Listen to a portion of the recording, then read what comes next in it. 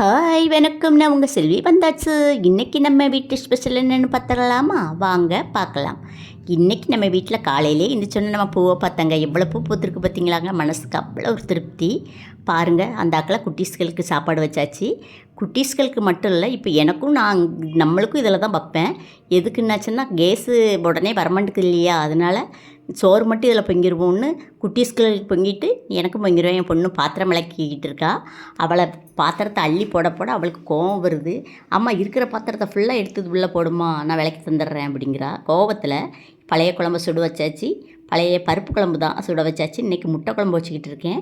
முட்டை குழம்பு என் பசங்களுக்கு ரொம்ப ரொம்ப பிடிக்கும். அது மட்டும் இல்லை, என் வீட்டுக்காரங்களுக்கு சொல்லவே வேண்டாம், அவ்வளோக்குள்ளே பிடிக்கும். ரொம்ப பிடிக்கிறதே அவங்களுக்கு முட்டை குழம்பு. அதனால் இன்றைக்கி முட்டை குழம்பு தான் வச்சுருக்கேன். பாருங்களேன், நான் முட்டை குழம்பு வெயில் நேரம் வந்துச்சுன்னா முட்டை உடைக்கும் போது என்ன செய்வேன்னா, ஒன்று மட்டும் தனியாக உடச்சி ஊற்றுவேன்.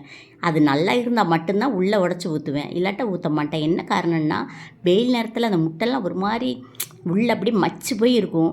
அப்படி ஒரு நாள் குழம்பு வச்சுட்டேன். அதில் இருந்து இது வரைக்கும் நான் முட்டை குழம்பு சாப்பிட்டதே இல்லைங்க. அதுக்கு பிறகு நான் முட்டை குழம்பு ஒரு நாள் கூட வாயில் தொட்டு வச்சதே இல்லை. வீட்டில் வைப்பேன், ஆனால் நான் சாப்பிட மாட்டேன். பாருங்கள், நம்ம குட்டீஸ் எங்கே உருண்டு கிடக்குன்னு. இந்த உருளி உருண்டு கிடக்கு. அவள் அம்மாக்காரி பார்த்துட்டு சத்தம் கட்டாமல் இருக்கா. நம்ம தொட்டால் மட்டும் கடிக்க வந்துடுவா. அது எங்கேயோ தாய் எங்கேயோ இருக்குது, மகா எங்கேயோ இருக்குது. ஆனால் நம்ம ரியா குட்டி ரொம்ப பாசமாக இருந்தால் இப்போ முதல்ல இருக்கிற மாதிரி சேட்டைக்கு வாரா. முந்தி குழந்தைங்கள விட்டு நம்பளவே மாட்டா. இப்போ அவள் சுற்ற ஆரம்பிச்சிட்டா. குழந்தைங்கள விட்டுட்டு சுற்ற ஆரம்பிக்கிறா. நானும் இதை விரித்து போடுறேன்.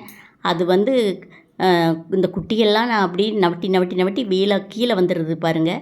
இந்த குட்டி கண் முழிக்காத குட்டி. வாழ்க்கையில் எப்படி அதை பார்க்குறதுக்கே நம்மளுக்கு அப்படியே அவ்வளோ பட்டு போல் இருக்குது. பார்க்கையே இப்போ குட்டியாக க்யூட்டாக இருக்குது பாருங்களேன். அந்த உருளி ஒரு உருளி எங்கே போய் உருண்டு கிடக்குன்னு பாருங்கள். எனக்கு ரொம்ப பிடிச்சிருக்குங்க. எனக்கு இந்த வெள்ளை வெள்ளையன்னு இருக்கிறது ரொம்ப அழகாக இருக்குது, ரொம்ப பிடிச்சிருக்கு. அது பாருங்களேன், அது கண்ணு கூட முழிக்காமல், அதுக்கு தாய் யாருன்னு தெரியாமல் அது எப்படியோ வாழ்ந்துக்கிட்டு இருக்கு. நம்ம ராணிக்கு சாப்பாடு வச்சாச்சு. இருந்தாலும் அங்கே நம்ம ரியா குட்டி சாப்பிட்றத பார்த்துக்கிட்டே இருக்கா. ஃபஸ்ட்டு நான் பேட்டையனுக்கு சாப்பாடு வைப்பேன். பேட்டையனுக்கும் பொண்ணிக்கும், அதுக்கப்புறம் ராணிக்கு வைப்பேன். அதுக்கு பிறகு தான் ரியா குட்டிக்கே வைப்பேன்.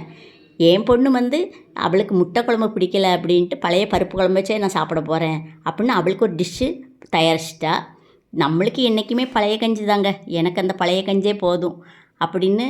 எனக்கு முட்டை குழம்பு பிடிக்காது இல்லையா, அதனால் பழைய கஞ்சி ஊறுகாய் வச்சு பச்சை மிளகாய், வெங்காயம், மாங்காய் ஊறுகாய் இருந்துச்சு, அதை வச்சு சாப்பிட்லாமேன்னு நான் முடிவு பண்ணிட்டேன்.